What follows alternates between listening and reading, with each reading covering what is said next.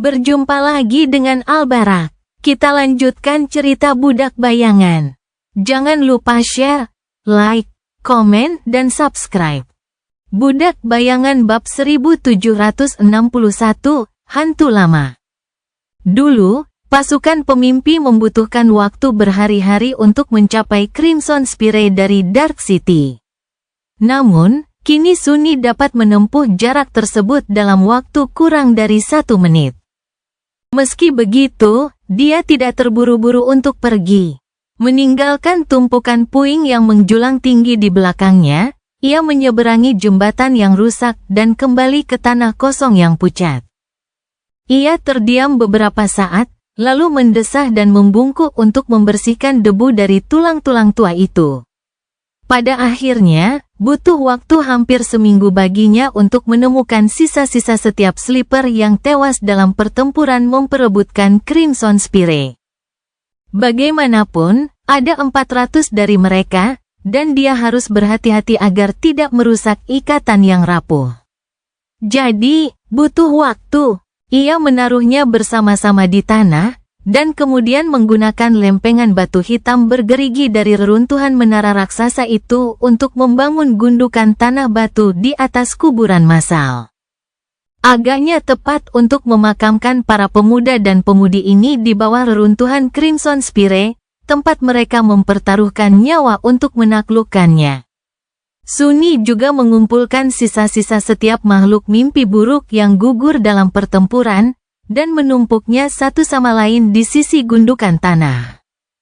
Tumpukan tulang-tulang yang mengerikan menjulang tinggi di atas kuburan batu, membuatnya tampak lebih kecil dari ukuran aslinya.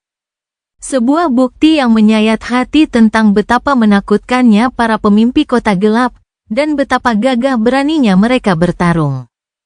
Dia berdiri di depan gerobak dorong itu beberapa saat, lalu mendesah. Kita bajingan tangguh, bukan? Kalian, tenanglah sekarang. Yang lain baik-baik saja. Kebanyakan dari mereka masih mengikuti Nevis, tetapi mereka sekarang adalah master. Para pelayan yang tersisa akan naik dalam waktu dekat. Seisan akan mengurus mereka. Oh, Evie dan Kai sudah menjadi orang suci. Ada beberapa orang independen sepertiku di luar sana juga. Kita semua lolos. Sunny tidak tahu mengapa dia berkata seperti itu. Kata-katanya terdengar hampa, dia tidak begitu suka berbicara dengan orang mati.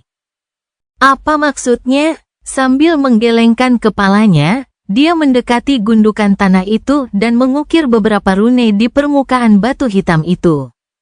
Rune tersebut berbunyi, di sini terbaring mereka. Siapa yang memadamkan matahari pemimpi kota gelap?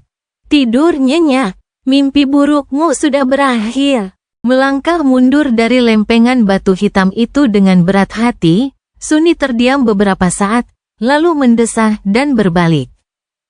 Berjalan melintasi lautan debu abu, dia memanggil mimpi buruk dan melompat ke pelana.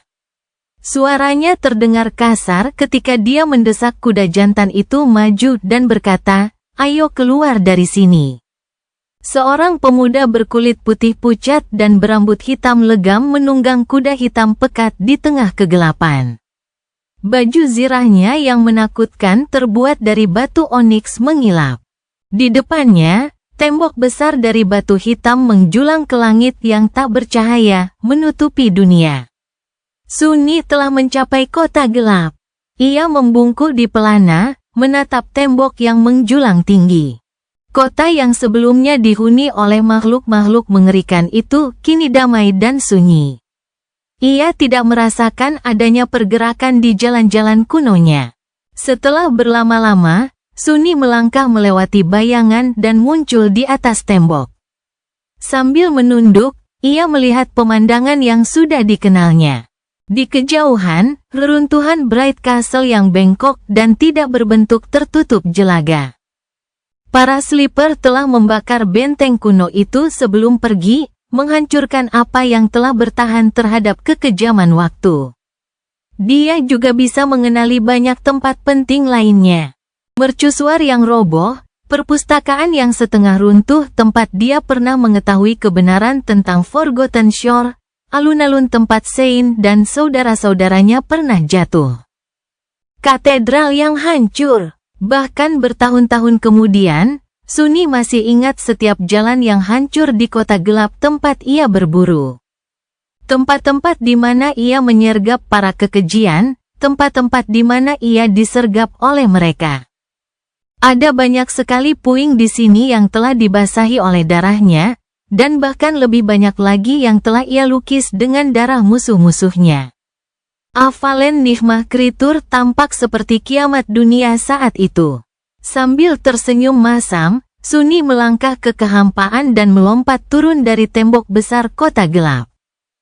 Angin bersiul di telinganya selama beberapa detik, lalu ia mendarat di puing-puing batu. Keheningan yang menyelimuti reruntuhan itu sejenak dipecahkan oleh dentuman gemuruh pendaratannya.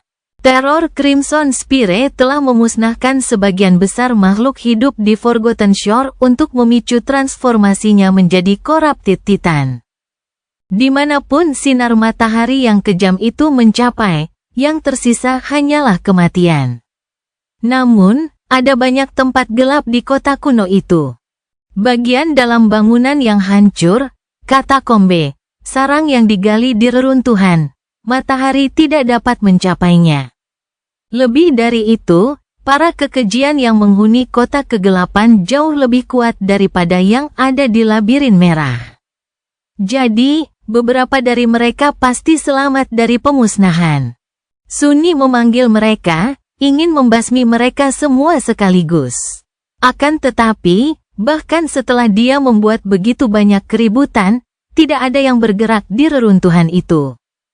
Indra bayangannya meliputi seluruh kota, tetapi Sunny tidak dapat merasakan gerakan apapun. Bingung, ia menyingkirkan debu dari onyx mantle dan berjalan memasuki labirin jalanan yang hancur. Sunny menghabiskan sepanjang hari menjelajahi kota gelap. Ia menjelajahi reruntuhan dan mengenang masa lalu dengan penuh kerinduan. Di sana, ia menyelamatkan Kai dari sumur. Di sana, ia belajar dari Evie cara membunuh iblis darah. Inilah parit tempat dia bersembunyi setelah Ksatria Hitam memusnahkannya. Betapa nostalgianya. Pada akhir hari, Sunny tahu mengapa tidak ada lagi makhluk mimpi buruk di kota gelap. Ada banyak sisa-sisa mengerikan di jalan-jalan yang hancur. Kebanyakan dari mereka tidak menunjukkan tanda-tanda telah menerima luka, karena jiwa mereka telah dimusnahkan oleh Crimson Terror. Namun beberapa tulang memiliki goresan dan retakan yang dalam, yang lainnya hangus oleh api. Nevis, dia pasti datang ke sini setelah melarikan diri dari Crimson Spire dan memburu para kekejian yang tersisa, satu demi satu. Untuk membangun inti lainnya dan memanen daging mereka untuk perjalanan panjang ke depannya. Senyum tipis mengembang di bibirnya. Dia sangat teliti. Setelah misterinya terpecahkan, ia menjelajahi reruntuhan itu lebih jauh dan akhirnya berhasil mencapai sisa-sisa kastil cerah. Benteng kuno itu telah runtuh, marmer putihnya meleleh karena panas yang mengerikan dari api putih. Dia tidak tahu mengapa dia ingin melihat reruntuhan yang hangus itu. Begitu banyak hal telah terjadi di sini, di antara dinding-dinding kastil. Namun kini, semuanya terhapus oleh api. Sama seperti dia. Sambil terkekeh, Sunny menggelengkan kepalanya dan berjalan-jalan di sisa-sisa pemukiman luar sebentar. Dia menendang batu dan mengingat masa lalu, lalu berhenti di pondok tempat Nevis dan Cassie pernah tinggal. Sekarang, pondok itu kosong dan sunyi. Setelah mengunjungi kamar lamanya, dia meninggalkan pemukiman luar dan kembali ke kota. Akhirnya, Sunny mencapai katedral yang hancur. Dia memasuki aula agung yang megah, memanjat tiang roboh yang pernah dijatuhkan Sein di atas Ksatria Hitam, dan menatap patung dewi yang tak bernama. Ia mengamati wajahnya sejenak, lalu melangkah melewati bayangan dan muncul di balkon tersembunyi di baliknya. Tak lama kemudian, ia memasuki ruangan yang sudah dikenalnya. Tempat tinggal pendeta muda itu rapi dan bersih, seperti saat ia meninggalkannya. Ruangannya indah dan luas. Dinding batunya diukir dengan pola-pola rumit, menciptakan suasana kesucian dan keanggunan. Perabotannya terbuat dari kayu poles pucat, dengan beberapa bagian yang tidak serasi yang pernah dicuri Sunni dari kota gelap. Ia dikelilingi oleh kegelapan yang menenangkan.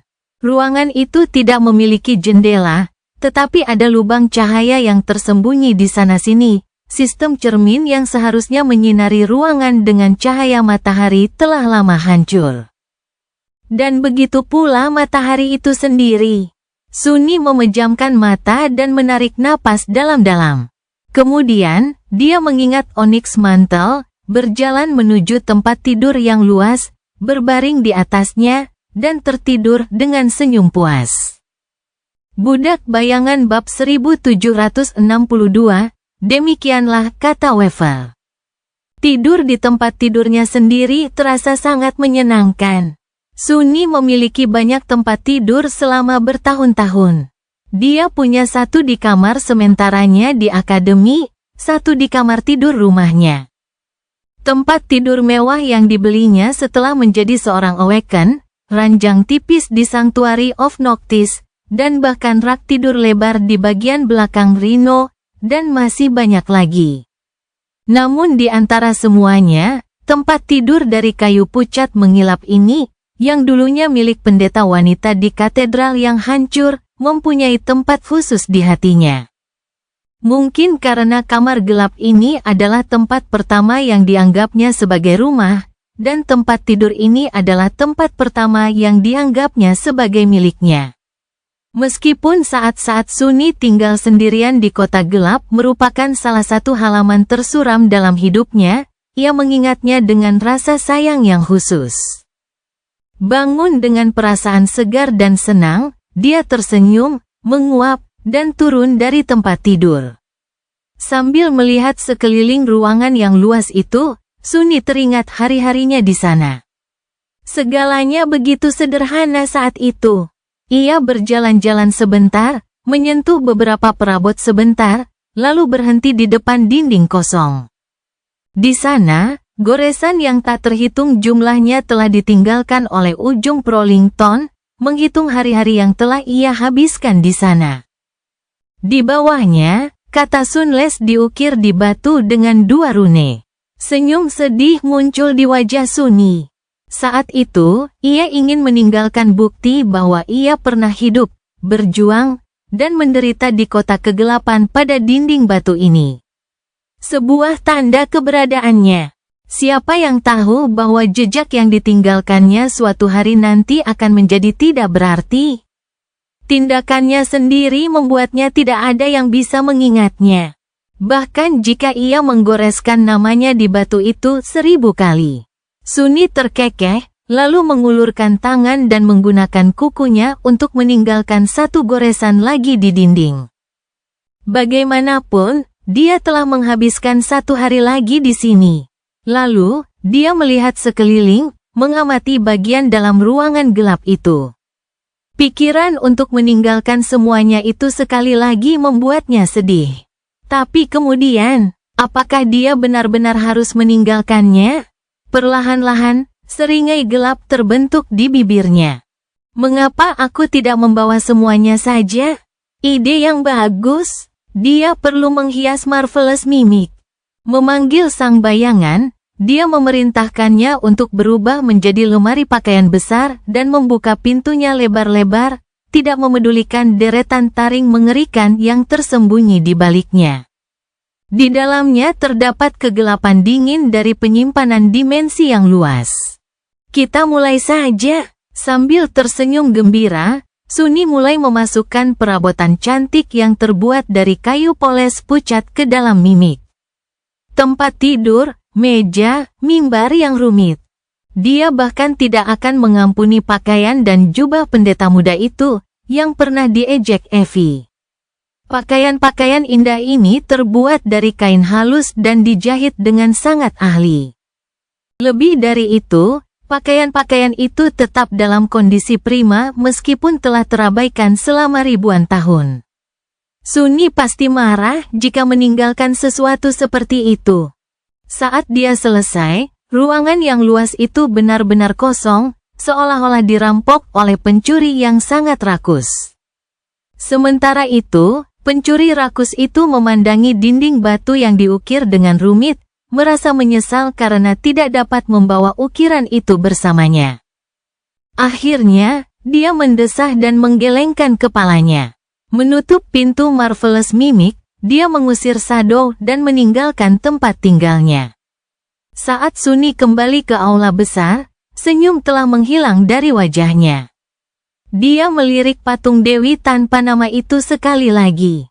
Deskripsi tentang matahari tanpa nama, memori yang diterima Nevis setelah mengalahkan teror Menara Merah, muncul dalam pikirannya. Untuk waktu yang lama, matahari tanpa nama menderita dalam kesendirian, merindukan semua hal yang telah hilang. Hanya ketika ia kehilangan kerinduan itu, teror merah dari pantai yang terlupakan akhirnya lahir. Bukankah dia sedikit seperti dia? Sendirian dan terlupakan, bahkan namanya terhapus dari dunia. Dia bahkan seorang teror juga. Jika dia bertahan cukup lama, akankah suatu hari nanti Sunni berubah menjadi makhluk mimpi buruk juga? Apa yang belum hilang darinya yang membuat jiwanya tidak mekar bersama bunga-bunga korupsi? Saat tatapannya menjadi gelap, Sunni mengalihkan pandangan dari patung itu dan menuju ke ruang suci bagian dalam katedral yang hancur. Setelah menemukan lorong tersembunyi itu, ia membiarkannya menuju tangga berkelok dan turun ke bawah tanah. Semakin dalam dan dalam lagi, hingga ia mencapai ruang besar yang diukir di dasar batuan. Di sana, sebuah pintu besar yang ditempa dari logam yang sama yang digunakan untuk membuat baju zirak satria hitam, berdiri terbuka, dan dua obor aneh menyala di dinding. Sunni mendesis dan melindungi matanya.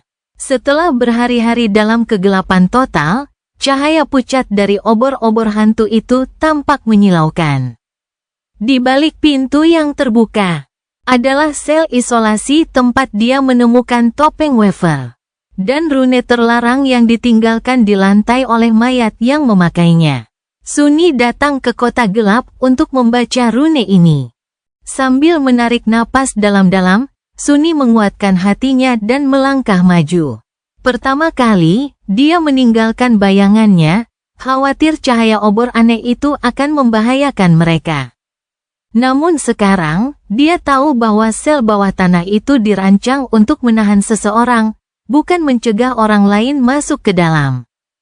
Lingkaran rahasia itu sudah lama rusak, dan sihir yang melindungi tempat ini tidak berfungsi lagi. Saat memasuki sel, Sunni mengamati sekelilingnya selama beberapa saat. Bukan berarti ada banyak hal yang bisa dipelajari. Yang ada hanya lingkaran rahasia yang rusak, debu yang berubah menjadi mayat misterius itu, dan kata-kata yang tertinggal di lantai. Sunni tersenyum muram, lalu mengalihkan perhatiannya ke rune terlarang yang belum bisa dibacanya sebelumnya. Naskah-naskah ini berbeda dari naskah yang digunakan Nether, dan jauh lebih mudah diterjemahkan. Namun, saat Sunni membacanya, ekspresinya menjadi gelap. Apa? Dia tidak begitu mengerti. Rune tersebut berbunyi, demikianlah kata wafer, mereka akan membuka gerbangnya. Dan mereka melakukannya, menyerukan malapetaka dan kehancuran atas kita. Sekarang, di reruntuhan dewa-dewa terbaring mati. Dan para daemon telah jatuh, yang terlupakan datang benar-benar terjaga, untuk mengkonsumsinya. Sisanya tidak memenuhi syarat. Sunni menggigil. Tidak, tunggu. Apa maksudnya? Mereka telah membuka gerbang? Siapa yang membukanya? Dan gerbang yang mana? Bukan gerbang kehampaan, tentu saja. Itu tidak mungkin. Jika gerbang sudah terbuka, dan dewa yang terlupakan sudah keluar dari kekosongan, dalam keadaan terjaga, maka tidak akan ada lagi eksistensi. Semuanya akan dikonsumsi oleh korupsi. Namun, itu belum terjadi. Yang berarti dia masih tertidur dan mengalami mimpi buruk. Namun, rune tersebut dengan jelas menyatakan bahwa seseorang memang telah melepaskan dewa korupsi. Bukan hanya itu, Weaver bahkan telah meramalkan bahwa mereka akan melakukannya. Para dewa telah mati, dan para daemon telah berjatuhan. Apakah itu jawaban atas pertanyaan yang selama ini mengganggu Sunny? Pertanyaan tentang siapa yang memenangkan Doom War? Menurut rune ini, tidak ada seorang pun. Kedua belah pihak telah dimusnahkan. Bagaimana itu bisa terjadi? Apakah itu saling menghancurkan? Atau ada yang membunuh mereka semua? Jika tidak ada pihak yang menang, lalu siapa yang menang? Tiba-tiba, hawa dingin menjalar di tulang punggung Sunny. Dia menunduk, menatap deretan huruf-huruf yang familiar, tertulis dalam aksara yang berbeda dari huruf-huruf lainnya. Salam sang penenun, iblis takdir. Anak sulung dewa yang terlupakan. Tiba-tiba dia merasakan firasat buruk. Semua orang berasumsi bahwa ada dua pihak dalam perang antara para dewa dan para daemon. Tetapi apakah itu benar? Bagaimanapun, ada satu dewa yang menolak untuk berpartisipasi, berdiri menentang para dewa dan para daemon. Setan takdir. Jadi, jika kedua pihak telah dimusnahkan, bukankah itu berarti hanya Weaver yang tersisa? Sunny tiba-tiba teringat deskripsi Bon Weave. Ketika anak-anak dewa yang terlupakan memberontak terhadap para dewa, Weaver adalah satu-satunya yang menolak panggilan perang. Dibenci dan diburu oleh kedua belah pihak, mereka menghilang. Tidak seorang pun tahu kemana Weaver pergi dan apa yang mereka lakukan, sampai semuanya terlambat. Merasa gugup, Sunny menarik napas dalam-dalam. Apa yang sebenarnya dilakukan Weaver? Budak Bayangan bab 1763, Lautan Debu. Sunny meninggalkan sel bawah tanah itu dengan suasana hati yang campur aduk. Sejujurnya, dia sedikit bingung. Weaver berkata bahwa mereka akan membuka gerbangnya. Siapakah mereka yang dibicarakan Weaver? Para dewa, para daemon, atau orang lain? Ada satu hal yang membuat Sunny gelisah, yaitu fakta bahwa tidak seorang pun tahu siapa Weaver, jadi daemon yang samar itu tidak pernah disebut sebagai dia atau dia. Sebaliknya, mantra menggunakan kata mereka yang netral untuk menggambarkan iblis takdir. Jadi, mungkin Weaver yang membuka segel Void. Namun, itu tidak masuk akal, karena rune tersebut menggambarkan sesuatu yang dikatakan daemon yang sulit dipahami itu. Jadi, seharusnya aku akan membuka gerbang, bukan mereka akan, kecuali Weaver punya kebiasaan menyebut diri mereka sendiri sebagai orang ketiga. Ada pula masalah bahasa rahasia itu sendiri, yang tidak selalu mengikuti konvensi pengucapan yang sama seperti bahasa manusia.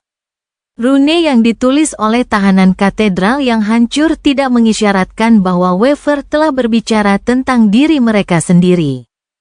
Tapi tetap saja, sampai semuanya terlambat. Apa sebenarnya arti deskripsi Bon Weave? Jika Sunny tahu satu hal, yaitu bahwa Weaver adalah dewa yang paling menakutkan, meskipun bukan yang paling kuat. Dia tidak mempercayai iblis takdir yang licik itu sedikit pun. Sambil menggelengkan kepalanya, dia berjalan ke tangga batu, tetapi kemudian berhenti dan tidak bergerak untuk beberapa saat. Sambil berjalan kembali, dia berhenti di depan sel sekali lagi. Memanggil peti harta karun yang mendambakan, Sunny dengan kasar merobek pintu baja besar itu dari engselnya dan melemparkannya ke dalam lemari pakaian yang mengerikan itu. Kemudian, ia menarik salah satu obor dari slotnya dan membawanya pergi, tampaknya tidak terganggu oleh api hantu itu. Seseorang yang telah dibuang oleh dunia harus bersikap praktis. Mengapa meninggalkan hal-hal yang baik? Sunni menghabiskan beberapa hari lagi di kota gelap, menjelajahi reruntuhan dengan rasa ingin tahu. Sebelumnya, dia terbatas dalam hal kemana dia bisa pergi dan apa yang bisa dia lihat. Ada makhluk mimpi buruk di mana-mana, dan kekuatannya sangat tidak cukup untuk berjalan bebas. Namun kini, Sunni cukup kuat untuk membersihkan seluruh kota kegelapan dalam hitungan jam. Sayangnya, semua kekejian yang belum berhasil diburunya sudah mati, dibunuh oleh Crimson Terror atau Nephis. Namun, setidaknya ia bisa menjelajahi semua tempat yang ingin dikunjunginya. Tidak banyak informasi penting yang bisa ditemukan di sini, tetapi ada banyak hal yang bisa dipelajarinya yang hanya akan menarik bagi seorang peneliti seperti dirinya. Ritual, detail kehidupan sehari-hari yang biasa saja, budaya, hal-hal seperti itu. Pada akhirnya, Sunni mengumpulkan banyak informasi yang akan membuat laporan eksplorasi di Forgotten Shore lebih komprehensif. Sayangnya, semuanya harus ditempatkan dalam lampiran tidak terkait dengan pertempuran, yang tidak pernah dibaca oleh sebagian besar Awaken. Orang barbar. Setelah menyelesaikan urusannya di reruntuhan, ia meninggalkan mereka. Selanjutnya, Sunni memulai perjalanan panjang ke 6 patung pahlawan Forgotten Shore yang tersisa. Ia mengunjungi sang pendeta terlebih dahulu, karena ia berada di luar tembok kota. Sunni naik ke tangannya dan duduk di sana beberapa saat, mengingat hari ketika ia mencapai kota kegelapan bersama Nephis dan Cassie.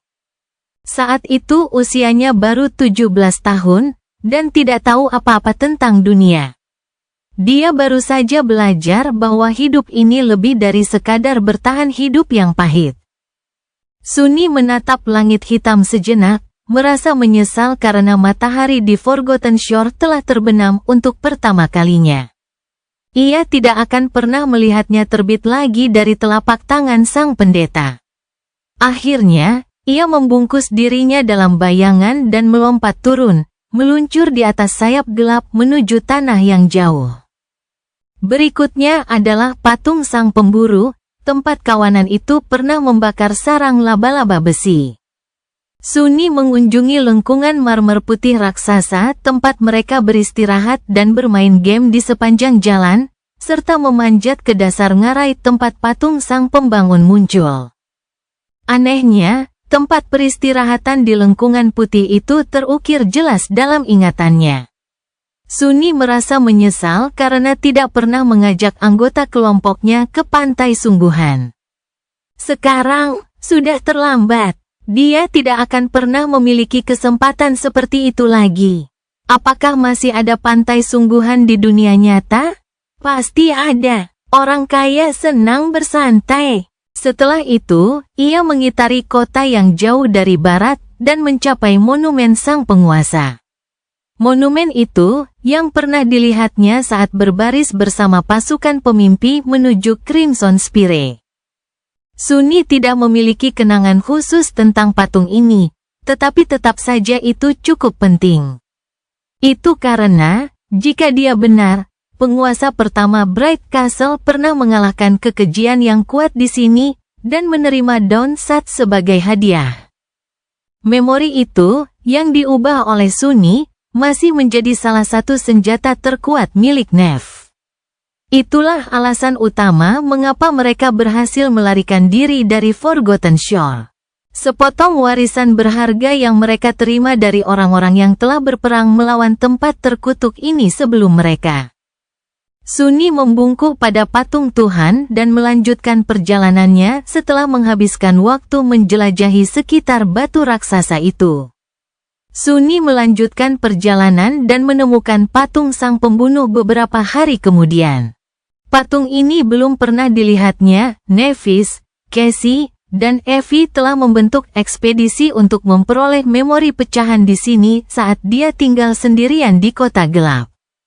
Sayang sekali, Sunni merasa sedikit menyesal karena tidak berpartisipasi dalam ekspedisi itu. Sebagai pengguna bayangan, ia merasakan kedekatan khusus dengan sang pembunuh, yang merupakan pembunuh bayaran yang sembunyi-sembunyi.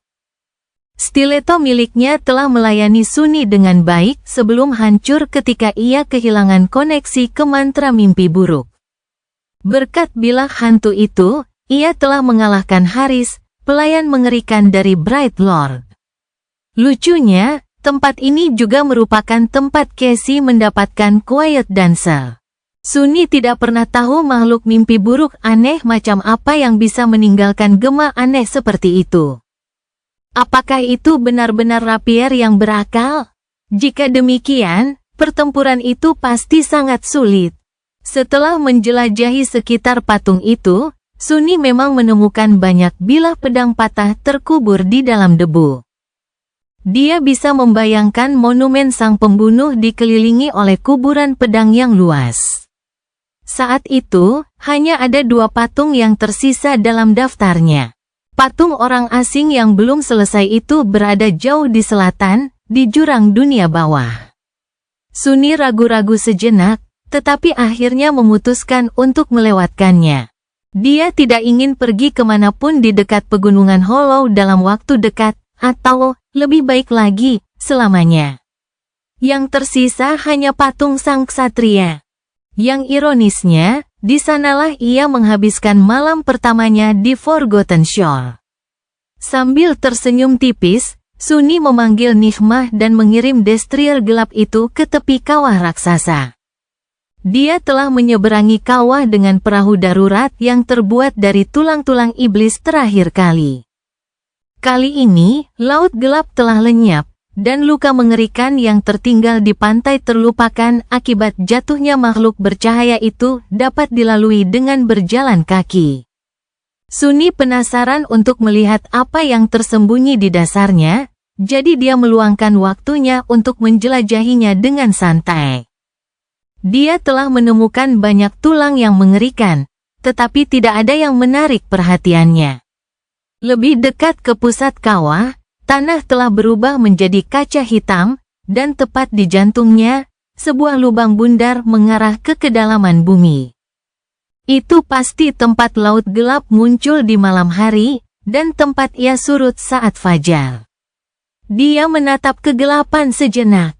Pasti ada beberapa cekungan besar di bawah Forgotten Shore, kan? Semua air itu pasti mengalir ke suatu tempat. Kecuali kalau air itu tumpah langsung ke alam neraka lainnya. Jika memang ada cekungan seperti itu, pintu masuk ke salah satunya pasti ada di depannya. Dan dengan lenyapnya laut hitam, tempat itu pasti kosong. Gagasan untuk turun ke bawah dan menghabiskan beberapa bulan menjelajahi gua-gua bawah tanah itu tampak cukup menarik. Orang-orang terlantar macam apa yang akan dia temukan di sana? Namun akhirnya, Sunny memutuskan untuk tidak melakukannya. Dia yakin bahwa gua besar itu, jika benar-benar ada, pasti sangat kotor. Ditambah lagi, dia sudah berkeliling di Forgotten Shore selama beberapa waktu. Mengunjungi patung-patung itu memakan waktu lebih lama dari yang diperkirakan Sunny, terutama karena dia menghabiskan waktu dengan santai dan menjelajahi banyak tempat menarik di sepanjang jalan. Kini labirin koral merah itu telah hilang, banyak hal telah terungkap dari bawahnya. Reruntuhan tua, tulang-tulang kuno. Semuanya terlalu rusak untuk memberinya pengetahuan yang berguna, tetapi tetap menarik. Bagaimanapun, banyak waktu telah berlalu. Ulang tahunnya. Kapan? Sunny menghitung bulan-bulan dan menyadari bahwa hari itu hampir tiba. Dia telah merayakan hari sebelumnya di lintasan mengerikan di Pegunungan Hollow, jadi dia tidak ingin merayakan hari berikutnya di gua yang pengap. Dan dia punya janji. Menatap ke arah timur, Sunny tersenyum gelap. Ada alasan mengapa dia membawa obor menyeramkan bersamanya sepanjang perjalanan dari kota gelap. Dia punya janji yang harus ditepati, dan utang yang harus dibayar. Budak Bayangan bab 1764, jangan takut lagi. Dahulu kala, Sunni telah berjanji pada dirinya sendiri. Janji untuk kembali dan menghancurkan pohon pemakan jiwa suatu hari nanti. Sekarang, bertahun-tahun kemudian, dia ada di sini untuk memenuhi janji itu. Dia telah turun ke kawah raksasa itu selama beberapa saat, tetapi sekarang karena jantung kawah itu berada di belakangnya, tanahnya perlahan mulai menanjak.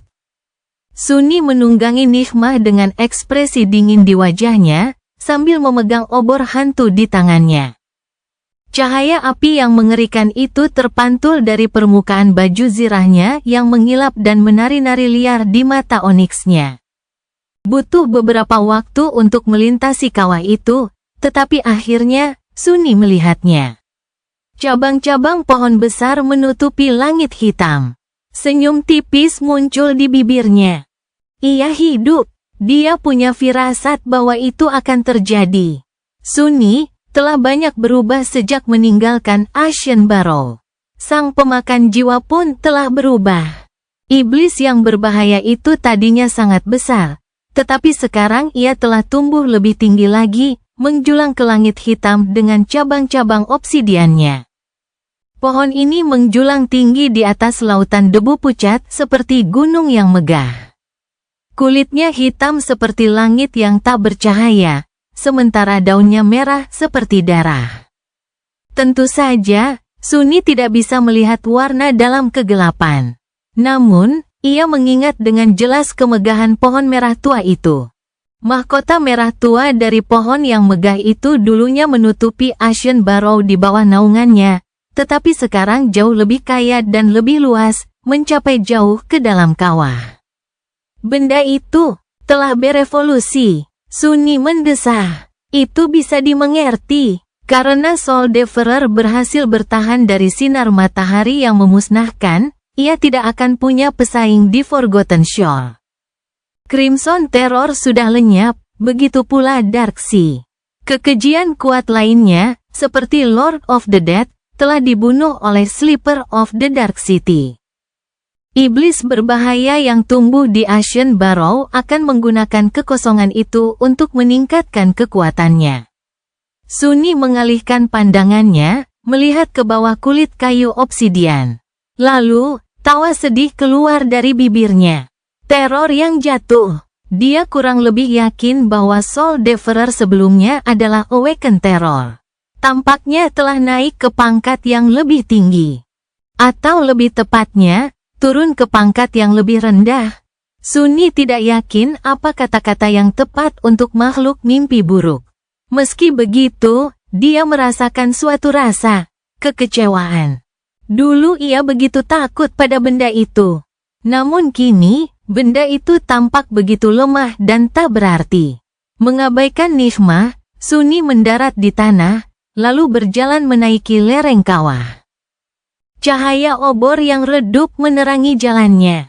Dari Ashen Barrow, ia pasti tampak seperti setitik cahaya kecil di lautan kegelapan, makin mendekat, makin terang, dan makin mengerikan. Sunni mungkin telah diterangi oleh api pucat, tetapi kehadirannya menenggelamkan area itu dalam dingin yang mematikan.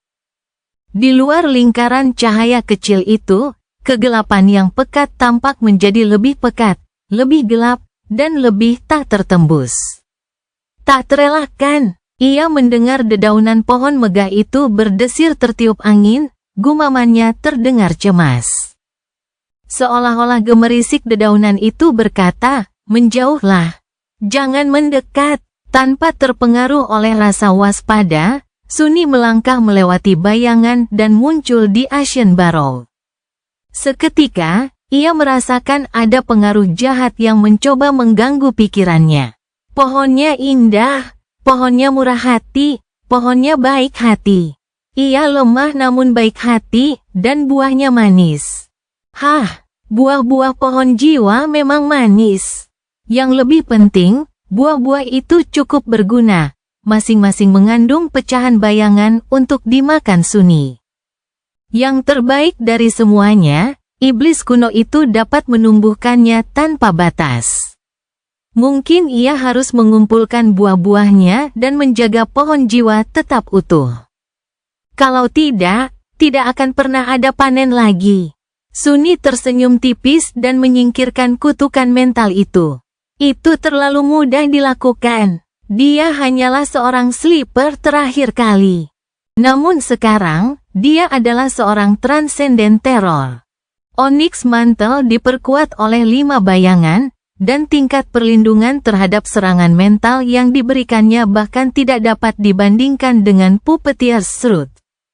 Menolak manipulasi Soul Devourer merupakan hal yang cukup mudah. Upayanya untuk menyelamatkan diri, sungguh menyedihkan. Begitu Sunni mengabaikan kutukan itu, dedaunan berdesir lagi, kali ini penuh kepanikan. Ia merasakan gerakan di sekelilingnya. Sosok-sosok mengerikan bangkit dari abu. 1, 2, 3, 100. Makhluk-makhluk mimpi buruk, budak-budak baru untuk menggantikan Sunni, Nevis, dan Cassie, yang pada gilirannya telah menggantikan cara Pace Diman. Sang pemakan jiwa membutuhkan seseorang untuk melindunginya. Pohon yang menjijikkan itu pasti telah bekerja keras, memikat begitu banyak makhluk mimpi buruk yang selamat dari terik matahari yang memusnahkan di bawah cabang-cabangnya. Sunni tidak akan terkejut jika mereka semua benar-benar ada di sana. Setiap makhluk yang berhasil terhindar dari dimakan oleh Crimson Terror, entah karena kekuatan atau keberuntungan. Nevis pasti menghindari tempat ini karena dia tidak mempunyai cara untuk melindungi dirinya dari kutukan saat itu. Namun, apa yang bisa dilakukan semua makhluk keji ini terhadap Sunni? Sebagian besar dari mereka berasal dari labirin karang, dan karena itu hanya terbangun.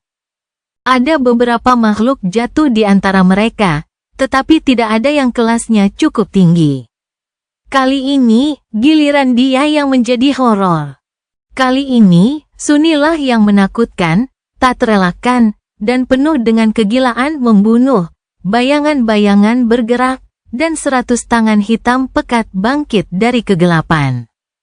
Mereka mencengkeram para budak, cakar onyx menancap ke daging mereka.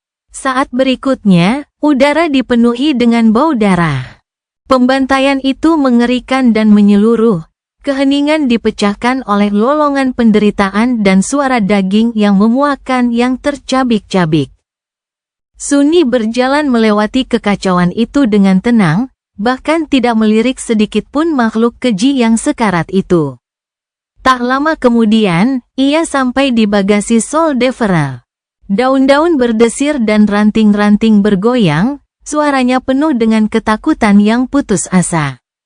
Dia menempelkan satu tangannya pada kulit kayu obsidian dan memejamkan mata sejenak. Kemudian, Sunni menuangkan esensinya ke dalam obor yang menakutkan itu. Sambil membuka matanya, Sunni mendesah, dan mendirikan pohon Aflani yang megah. Kamu benar-benar memilih orang yang salah untuk memikat. Kemudian dia berjalan kembali untuk melihatnya terbakar. Pemandangannya menakjubkan. Api yang terang merambati batang pohon yang menjulang tinggi. Kulit pohon obsidian retak, mengeluarkan bara api yang membara.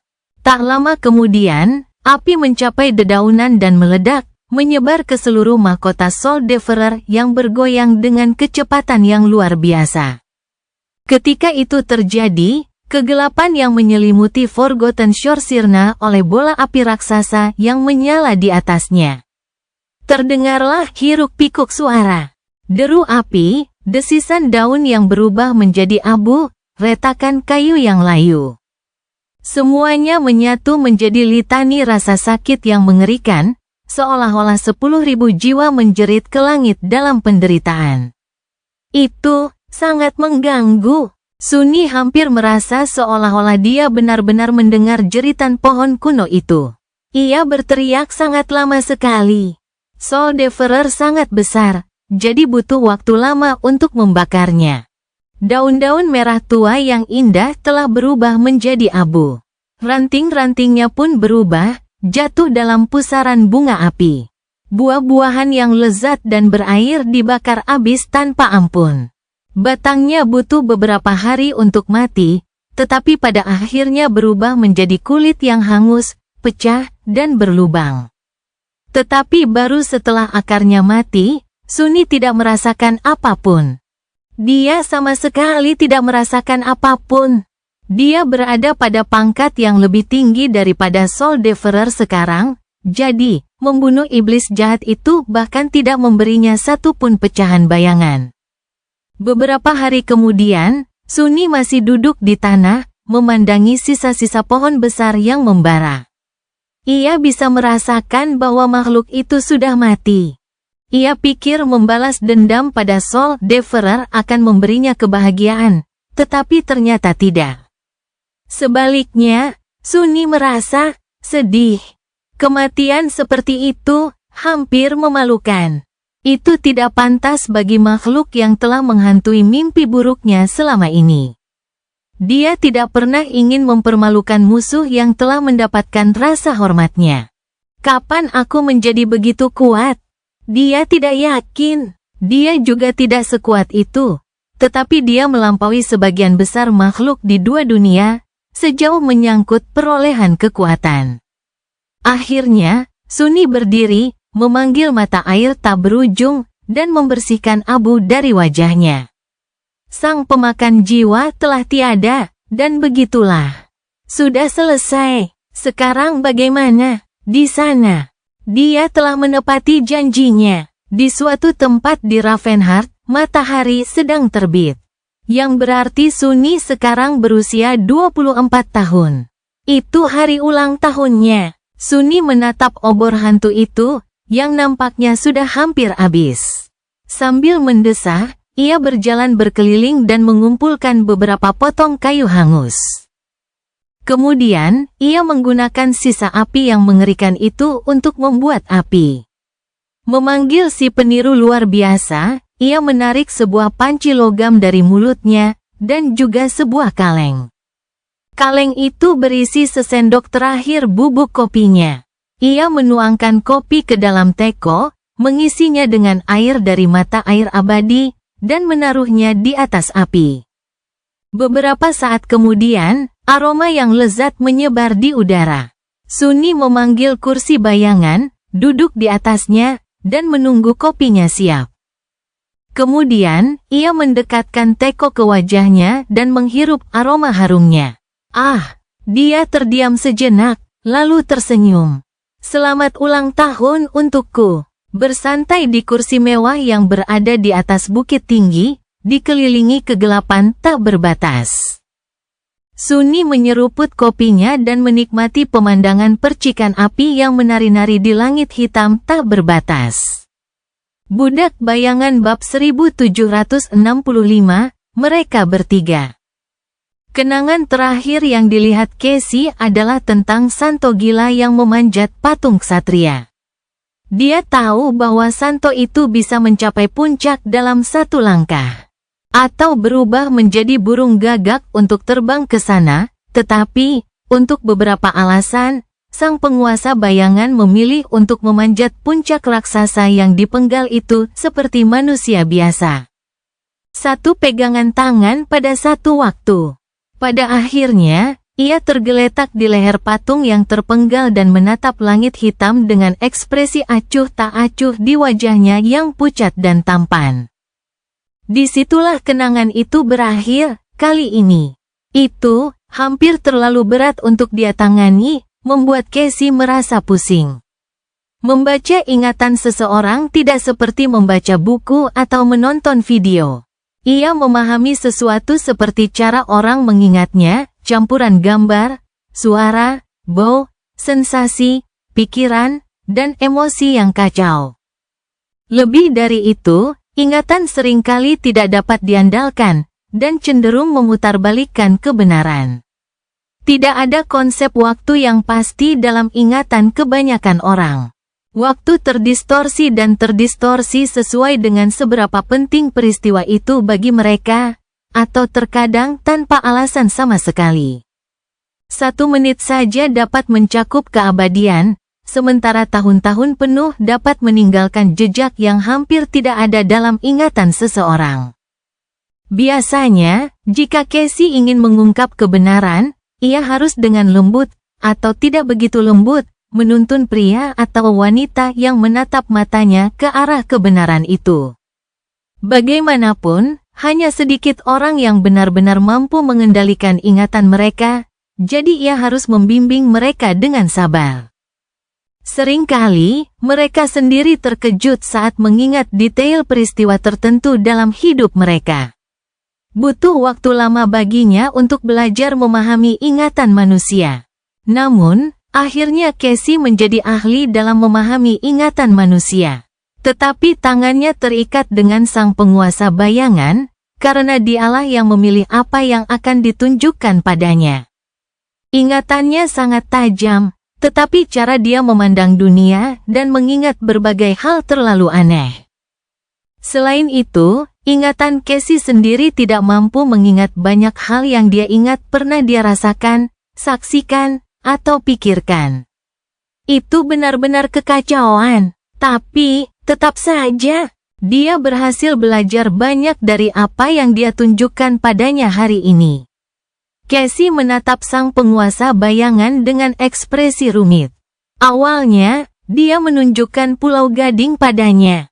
Mengetahui bahwa dia telah berlabuh di sana sebagai seorang master sudah merupakan pengetahuan yang sangat berharga.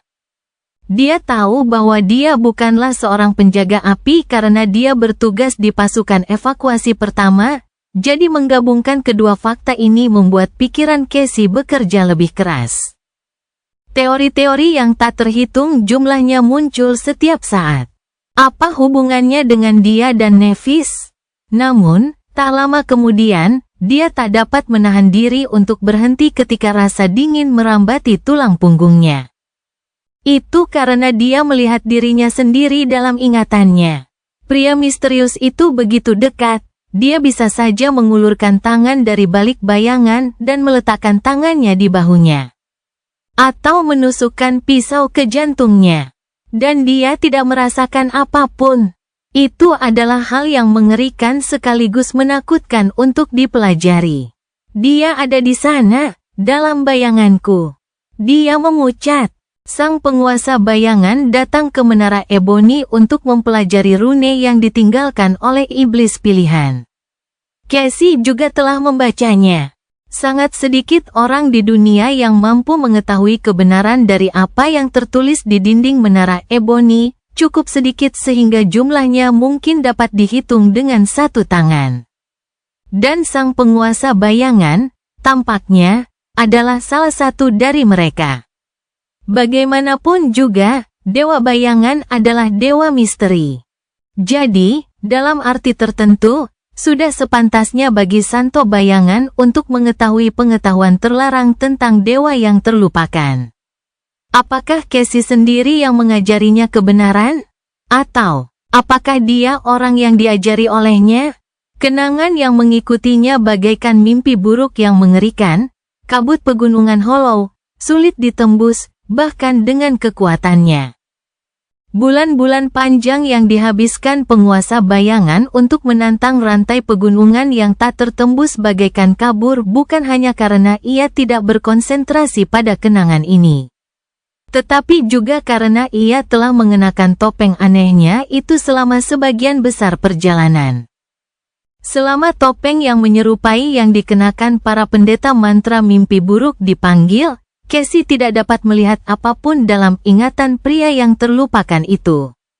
Namun, saat melihat kenangan-kenangan ini, akhirnya dia menyadari bahwa ada sesuatu yang aneh tentang sang penguasa bayangan. Ketidakkonsistenan itu menumpuk hingga Casey menyadari dengan terkejut. Dia bukan pembawa mantra mimpi buruk. Dia terguncang. Bagaimana mungkin? Sesuatu seperti itu mustahil. Setidaknya bagi manusia di dunia nyata. Namun, dia tidak dapat menyangkalnya. Tidak ada suara mantra dalam ingatan sang penguasa bayangan. Tidak ada rune yang berkilauan, tidak ada kenangan dan gema baru. Ada petunjuk lain juga, Tetapi yang paling tidak dapat disangkal adalah fakta bahwa ia telah menghabiskan waktu hampir setahun untuk mempelajari cara memasuki laut jiwanya. Semua pembawa mantra dapat melakukannya sebelum menjadi seorang yang terbangun. Namun, salah satu transenden terkuat di dunia belum mampu melakukannya. Matanya terbelalak saat kenyataan itu menimpanya. Casey terdiam sejenak, lalu menatap Sadosein dengan ekspresi sedih. Apakah karena dia juga telah dilupakan oleh mantra itu? Betapa sepinya dan menyakitkannya jika terhapus sepenuhnya dari dunia? Dia tidak perlu menebak-nebak. Lagi pula, dia bisa merasakan penderitaannya secara langsung dengan melihat kenangannya. Bibir Casey bergetar. Tidak heran dia berada dalam kondisi yang terganggu saat itu.